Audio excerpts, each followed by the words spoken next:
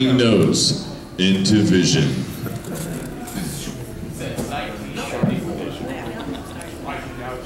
She will not say a word until she gets some water. Come on.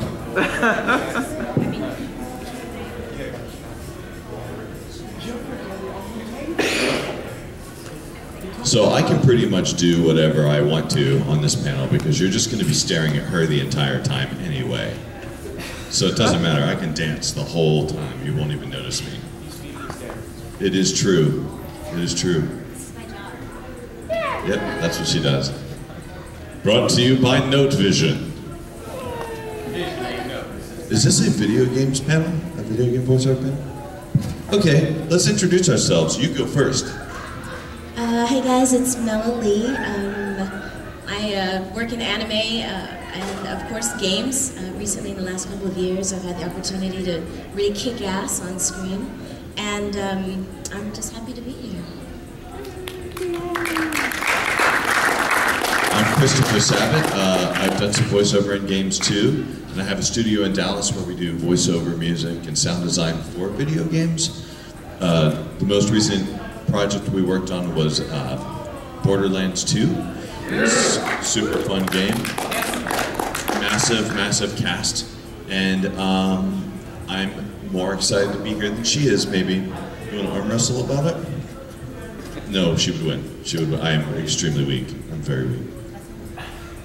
Okay. We're going to arm wrestle over it. 1, 2, 3, go. She actually is going to beat me. I'm not even going to try it. My arm's broken. It's done. Sorry. Okay, so let's see. Note Vision said they were going to put questions up on that screen for us to answer, but apparently Note Vision representatives aren't here today, so we're just going to fill time. Okay, so we'd like to open up the floor immediately to questions to give us ideas as to what to say. Okay. Yes. What is the major difference when you're voicing an anime or relay versus going in games? What is the major difference between doing anime versus voicing games? Was the question. Do you want me to start? Yeah.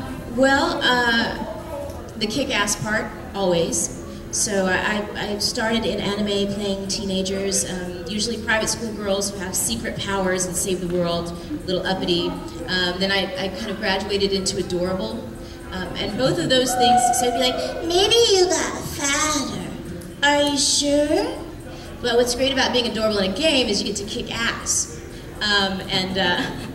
So you get to be adorable and you do lines, but and you get to fight at the end. We do overlay fighting. Usually in anime you don't really get to the fight scenes. But I think one of the major differences is that you don't have action in front of you. You don't really see the artwork. A lot of times when you come into a game, they'll give you a sketch of your character, and then you just have your lines. And before you record, whether it's an anime or games, you'll have your 3 beeps, beep, beep, beep, and you start on the 4th. And when you're doing games, it's really quick. And so there'll be a description on the left that says, you know, sad, excited, you know, lost, and then you'll see your line. And you say it twice, and if the director thinks it's awesome, you keep going. If it didn't quite cut it, somebody like Christopher would be like, Mela, I really appreciate your direction. And then they'll redirect you, but it's very quick, so you're not sure about the story because there's so many other options outside of you. So it could be, maybe we're lost, maybe we're lost, maybe we're lost. And there's all these different emotions, and you'll have the same line, but it's if you win, if you don't, if you're lost, if you're found, if you got the point, if you're hurt. And so it's very quick, and 2 hours later you could have a game that ends up being a 20-hour game, but you were only in there for 2 hours. And you're not really sure whatever happened to you, because the director just said, keep going, keep going, keep going. And then you get to kick ass at the end. Yeah, the hard part about she's right about the session being compressed into a small period of time. And the hardest thing about the game voiceover sessions is there will be all the dialogue like you would normally see in any other type of anime or anything else you would work on.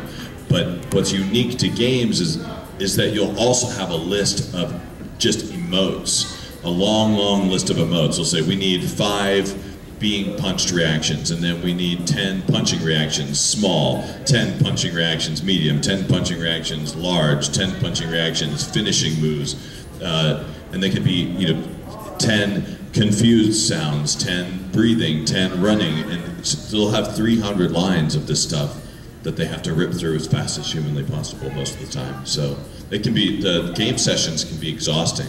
The last game session I did was for, what's the name of that? Oh my gosh. What's the name of the zombie series that's real popular? Walking Dead. Yeah, Terminal Reality is working on a Walking Dead game. And so we had to do hundreds of sounds of just zombie stuff. And it was like zombie attaching to you, zombie detaching from you, zombie attacking you, zombie noticing you, zombie ignoring you, zombie sleeping, zombie cry, zombie whatever. And to me it all sounded the same, but yeah, it's super, super exhausting work. Well, and I don't know if it's the same for you, but in anime or animation, a lot of times you're cast in what we call your money voice. So it's really easy and sustainable if you're in a lead. It's a lot more like your voice or something that you can do for hours and hours. But in a game, even if it's something natural to you, being punched 500 times and dying 267 times and fighting, it doesn't really matter what voice you have. You end up being exhausted. And I think voice actors, we recognize each other the next day. We're like, hey, Christopher, what's going on? It's like, did you do a game yesterday? I'm like, yeah, what do you mean, man? Because your voice gets really shredded because you just died 5,000 times the day before. So I don't know if any of you guys were like me and looked up all of her credits. She's got a lot of cool anime credits and game credits and stuff like that, which is what brought her here today. But something very unique that she does that a lot of people don't get to do is something called looping or ADR, voice replacement, stuff like that. Will you explain to them kind of what that is? Because that's an industry that most people aren't even aware exists. It's pretty cool. Well, ADR is the act of putting voice in post-production. And it happens in every show. A lot of the commercials that you see, even if somebody is the spokesperson, they're mouthing the words because they have a face they love, but the voice is not as commanding. And so there's a part of the industry that ends up revoicing people's words. And so actually you do it to time code. It's very precise. Obviously their lips are moving and have to be in the moment. And anime was what prepared me to be able to do that. I was really very thankful when the job came along. The fact that she does a lot of work in this business is extremely impressive to me, because dubbing anime is actually very easy compared to dubbing the human voice. Because in anime, maybe they might have like 4 or 5 mouth shapes that just alternate between one another. But dubbing over a human voice is really hard. I have a lot of respect for people who can actually do that really well. Well, I think you either have a gift for it or you don't, and I didn't really respect what I was doing. I just thought it was great money, and I was super excited. But there's 2 things that make it extremely valuable in the film industry, and one is that the stars that I happen to voice match, they get paid a daily rate. It can be anywhere from $20,000 to $30,000 to come in. And whether they're doing looping or they're showing up on the set, that's their rate. That is not my rate. And so when I come in, I'm able to revoice quite quickly. And the other thing is that actors have a tendency on screen to react. So they can be in a moment, in an environment with another actor and do this incredible performance. And when they're editing the performance, there might be a word that got slurred when they were crying or fighting. There might be some editing because the movie's too long, so they got rid of the scene, and they need to put in a line that lets you know someone's waiting outside. And when the actor, as wonderful as they are, when they come back, they're no longer in that moment. They're not dressed, they haven't been in this wonderful set. And for them to try and match the emotion that they had at that time with the same voice and the same cadence can sometimes be very difficult. And so something that I found out I'm pretty good at is being intense or crying or fighting quite clearly, and being able to match the flaps and match the emotions. And that's where, instead of just being a voice person, you become a voice actor. And I think that really, it's not always a case of money when it comes to bringing some of these stars back in. I know that on a previous game that I was involved in, we were working with a celebrity who was so incredibly busy that we almost, like, it took us having to offer going out to a golf course to record him in between holes on a golf course just to be able to get that actor to be able to do it, because he's so busy. And I mean, it was a charity golf game or something like that. So some celebrities are just too busy to do it. And I can only imagine if it's like some of the celebrities I've worked with. Working in film and working behind a microphone are two completely different things. In fact, you can bring in an amazing film actor, and they're used to using their face and their body to emote, and you can try and get them behind the microphone to do any sort of voiceover work, and it just doesn't translate very well.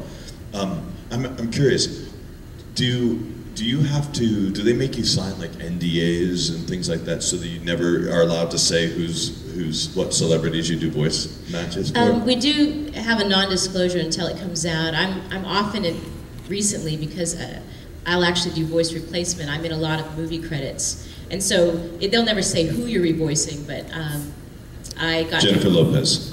Yes, I actually did. I would not be surprised. You sound just like Jennifer Lopez to me.